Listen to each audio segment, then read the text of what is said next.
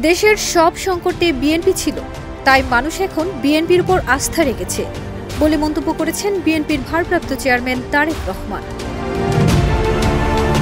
২৯ জানুয়ারি যশোর শহরের Orient hotel চত্বরে এক কর্মশালায় ভার্চুয়ালি যুক্ত হয়ে প্রধান অতিথির বক্তব্যে তিনি এমন মন্তব্য করেন।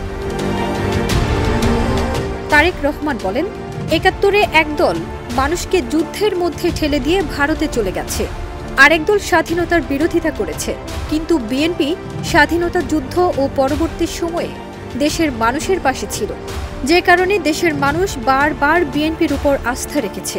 জনগণ বিশ্বাস করে আগামীতে ভালো কিছু করতে হলে বিএনপির নেতৃত্বেই হবে। তিনি আরও বলেন, বিএনপি পজিটিভ পরিবর্তন করতে চায়। এটার জন্য জাদু বা ম্যাজিক নয়, মন মানসিকতা পরিবর্তন ঘটাতে হবে।